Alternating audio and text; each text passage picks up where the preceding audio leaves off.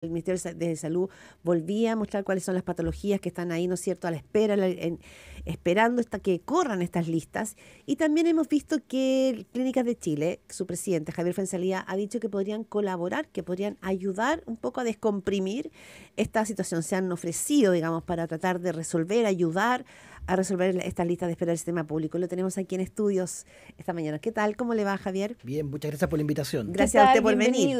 Gracias.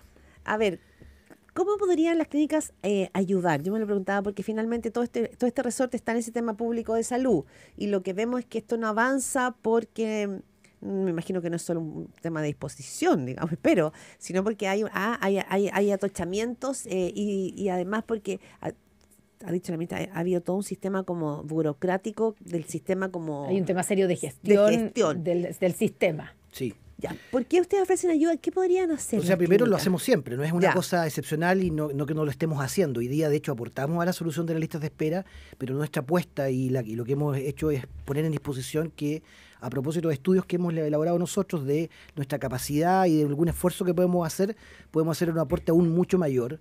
Y además porque hay una experiencia previa exitosa que funcionó de esa forma, que fue la pandemia, ¿no? La pandemia evidenció que el mundo privado prestador, es decir, las clínicas y básicamente las camas a disposición del país, tuvieron una respuesta efectiva y la evidencia es que nosotros aportamos el 40% de las camas críticas de la pandemia. Claro, sí, fue un buen modelo ese. Y esa conclusión, siempre eso fue parte de la mitología, ¿no? De que, mira, en verdad lo privado y lo público debería complementarse y en ese contexto eso funcionó. Nosotros siempre hablamos de complementariedad porque básicamente esa complementariedad entiende la diferencia que existe dentro del propio gremio. Nosotros tenemos clínicas de muchos perfiles distintos. No todas probablemente estén en la misma disposición, pero en términos generales nuestra apuesta es que en los próximos 2 años, si trabajáramos a full, el sector privado prestador podría abarcar más o menos 24.000, 25.000 operaciones GES y 250.000, 240.000. Es un número que podría variar un poco, pero 250.000 operaciones no GES es un número importante, ¿no? Entendiendo que hoy día las listas de espera, en vez de disminuir, crecen, están en 365.000 hoy día, o 75.000, no sé, y además 2,5 millones de exámenes que están en más que exámenes, son atenciones especialistas.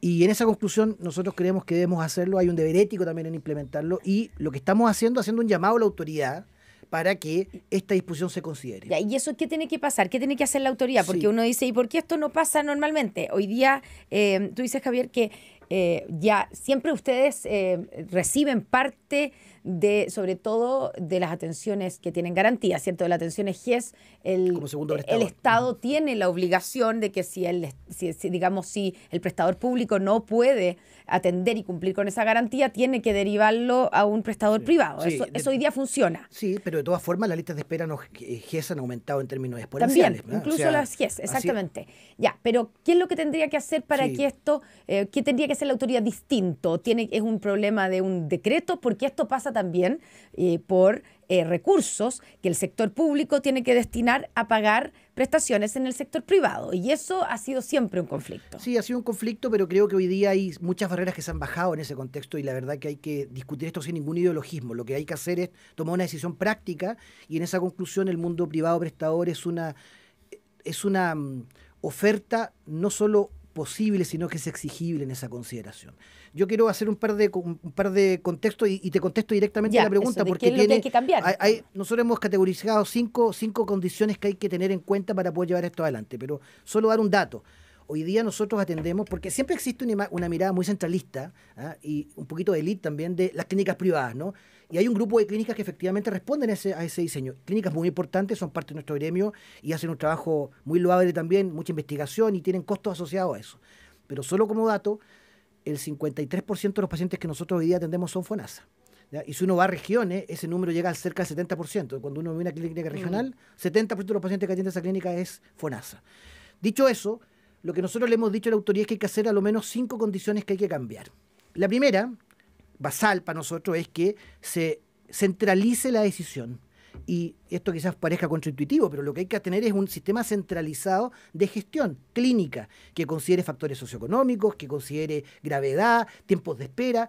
Hoy día parte del problema... ¿Quién tendría que hacer esa...? El ministerio, claramente. Ya, el ministerio la autoridad tendría que pública hacer un catastro, en el fondo es un catastro que lo tendría más que que el compartir. catastro debería tener una unidad centralizada que dirigiera como fue la pandemia. En la pandemia había, funcionó. ¿te acuerdas Ya, que había, claro, perfecto. es Había parecido una a unidad, eso? lo mismo. Y una unidad Ya. que decía, hay un espacio acá, se desocupó una cama aquí, pues las camas críticas eran así, Y se manda para y allá. se manda para allá. Sí. Y incluso se trasladaron pacientes De en región a avión región. de región a región. Así fue. Bueno, nosotros creemos que esa experiencia exitosa debe replicarse.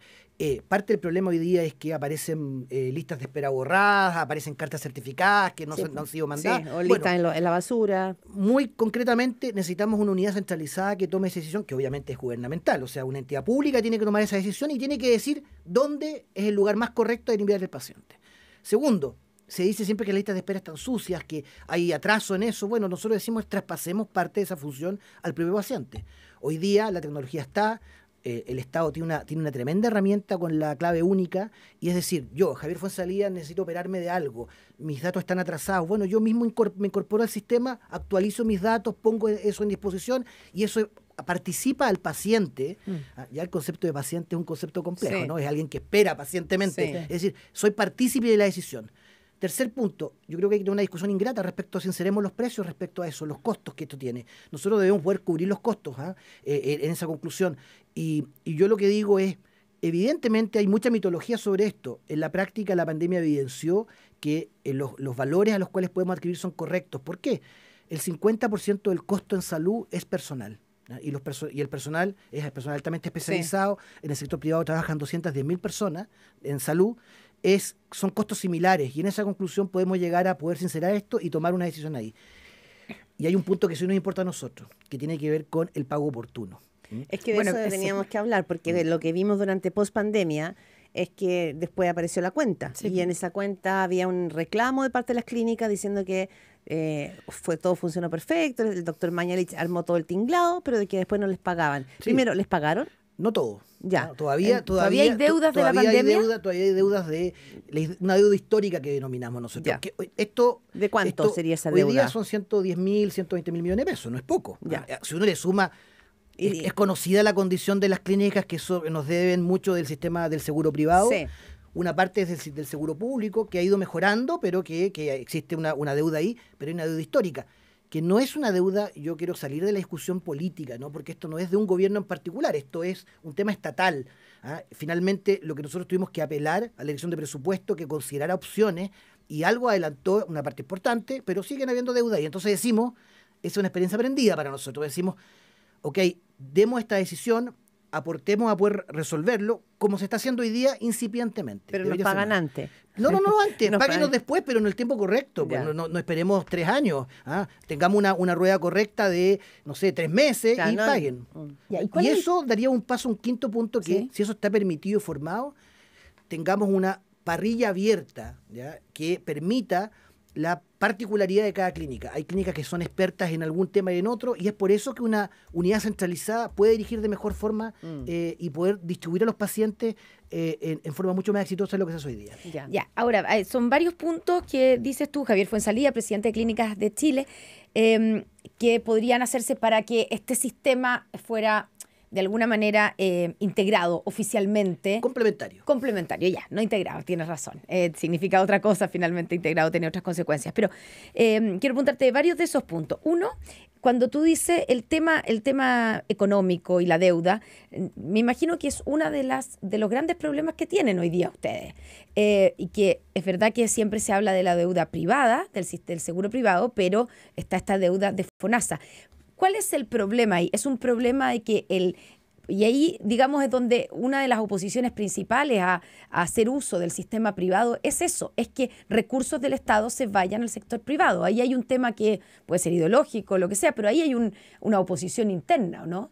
Bueno, puede ser. ¿Por qué no les pagan a ustedes? No, perdón, pero quiero hacer una Sí. discusión porque una diferenciación. FONASA sí está pagando, ¿no? Ya. Esta deuda histórica, vuelvo a repetir, es una deuda del servicio de salud, ¿no? Solo deuda del servicio de salud, que es Ya. una diferencia entre FONASA es cierto, el Estado es uno solo Sí. y debería tener una unidad única. Pero y tiene distintas cabezas. bueno, a nosotros nos encantaría que fuera así, ¿no? Y de hecho, al contrario, hemos propiciado que idealmente tengamos un solo interlocutor y que sea FONASA. Nosotros estamos en una discusión de largo plazo a propósito de la reforma. Me salgo un segundito del tema, ¿no? Nos estamos hablando hoy día de listas de espera, que es una cosa urgente, pero esto no deja fuera una discusión de largo plazo, que es una reforma al sistema de salud. Sistema de salud que debe considerar un seguro, nosotros queremos un seguro No mixto. nos vayamos para allá porque ¿sí? eso ya es un universo. Lo sé, Sí. pero lo quiero decir porque FONASA en particular creemos que debería ser el seguro público que debería tener esa funcionalidad que hoy día no la tiene completa. Ya. Dicho eso, lo que nosotros decimos, sí, puede haber una discusión ideológica de fondo. La verdad que hoy día en términos prácticos eso al paciente no le importa. Y lo que deberíamos responder es poder resolver el tema de salud concreto. Uno mira grandes números todo el día. Esa cotidianidad, uno a veces pierde la sensibilidad concreta de lo que hay detrás.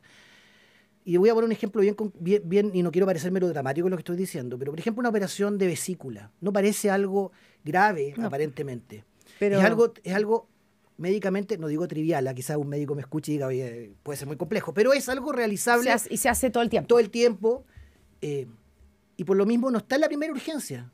Yo le quiero decir a una persona, esperar 1 año y medio por operarte la vesícula, tu calidad de vida es desastrosa. y puede ser cáncer, porque de hecho Y en el eso caso de las mujeres hay una preeminencia muy importante ahí. Está súper bien informado. Lo sé. Efectivamente es así. En el caso de las mujeres, sí. Eso deriva en una cosa mucho peor. Entonces decimos, tenemos una experiencia exitosa de hace 3 años, donde aprendimos que el modelo puede funcionar con todos los actores encima de la mesa.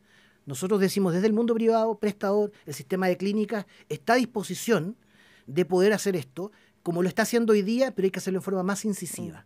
Y en esa conclusión, la verdad que a todos nos duele que las listas en vez de bajar crezcan. Sí. No decimos que esto debe hacerse a costa del Estado. El Estado debe seguir haciendo su tarea y debe seguir invirtiendo en salud, debe seguir haciendo la acción pública con los hospitales públicos. Solo decimos que repetir la misma receta no da abasto para responder a este problema. Hablamos con Javier Fuenzalida, presidente de Clínicas de Chile. Ya, esto tiene que ver con listas de espera, pero también junto con esto hay un tema bien importante que ha tenido que ver con toda la discusión de ISAPRES. Y que mucha ciudadanía estamos viendo además, ¿no es cierto?, un traslado importante, 176.000 creo que fueron las personas que se han trasladado en el último tiempo a FONASA. Ya había venido una ola de migratoria importante. ¿Cómo lo está viendo esto las clínicas privadas? Porque hasta ahora muchos de estos pacientes, como tú dices, eran de ISAPRE y ahora estos son de FONASA. Esto va a exigir que probablemente un reacomodo de las clínicas respecto de sus atenciones con bono FONASA, Bueno, pero eso ya aranceles. ocurre, ¿eh? ¿Cómo lo está? Mira, la verdad... Es que yo veo, por ejemplo, que hay clínicas que hasta hace un tiempo tenían pocos doctores con FONASA y hoy día se están abriendo a tener más. Entonces, ¿pero qué significa esto para usted en términos de costos también? Mire, en términos generales, nosotros somos parte de un seguro mixto, siempre lo hemos dicho así, Sí. pero no hay duda que el seguro público se ha fortalecido y ha crecido. La verdad, nosotros hace mucho tiempo que estamos en esa disposición y yo te partí contando la cantidad de pacientes que atendemos de FONASA.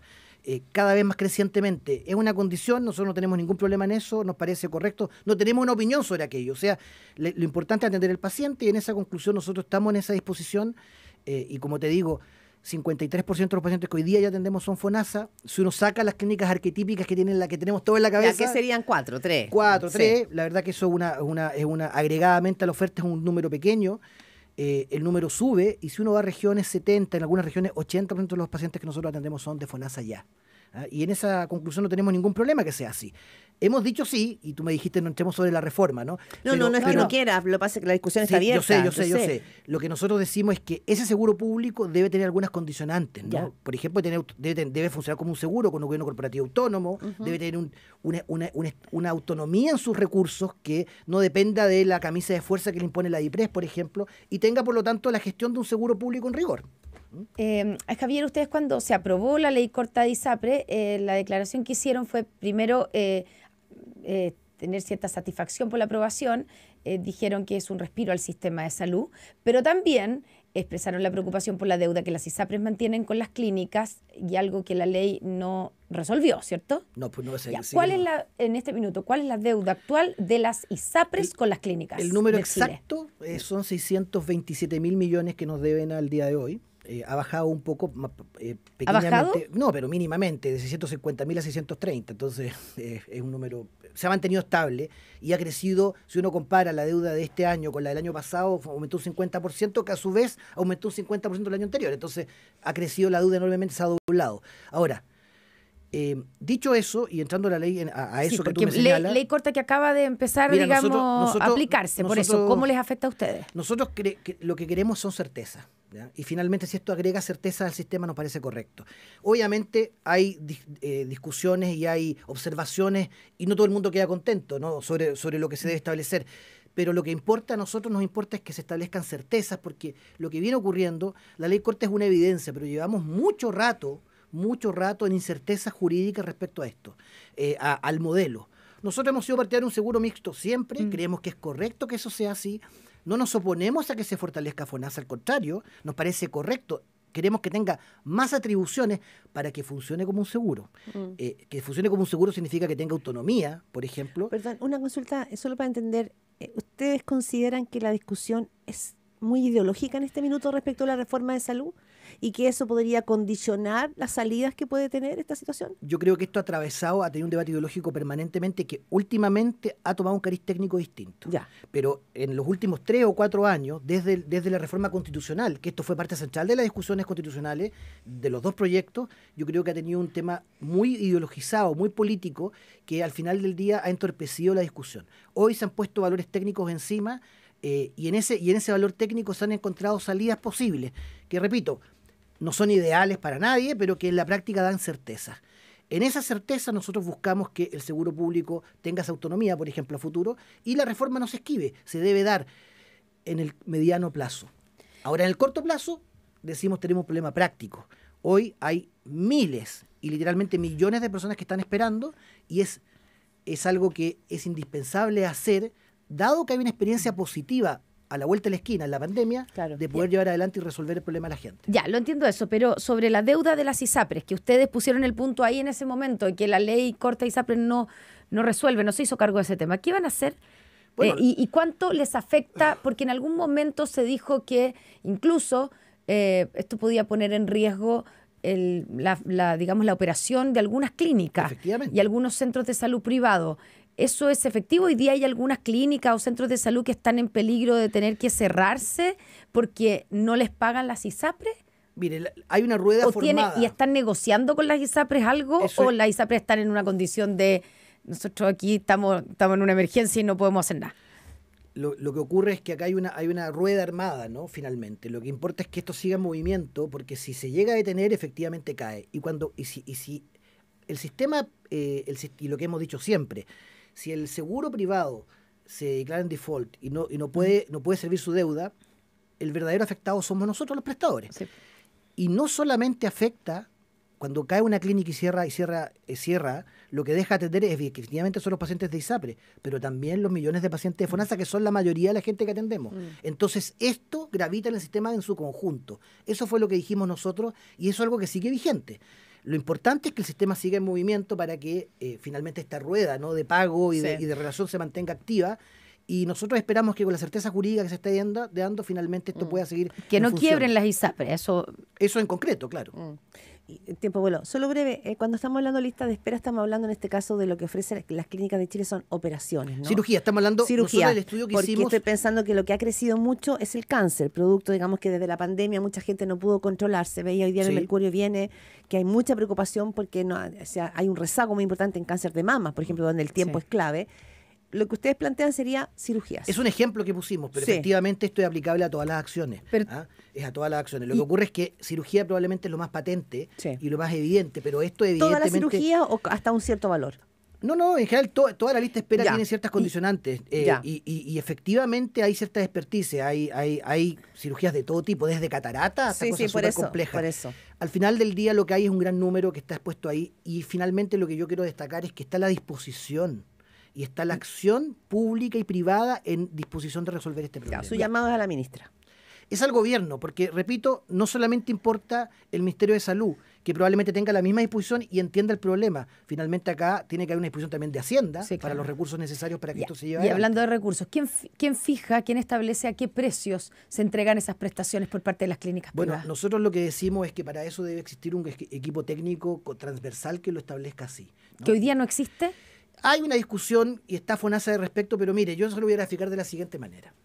Hace 2 años atrás o 1 año y medio atrás, cuando el IPC subió un 13%, y por tanto todos los costos asociados estuvieron en esa discusión, el sector público a través de la superintendencia dijo el costo de la salud aumentó 14%, resulta que FONASA, amarrado por la ley de presupuesto, solamente un 6.1%. Entonces, obviamente tiene que haber una visión mucho más amplia sobre eso y donde el valor técnico se imponga. Sí, interesante, porque en el fondo cuando uno empieza a expandir la conversación, no abre el naipe, no es solamente la discusión sobre qué hacemos con ISAPRE,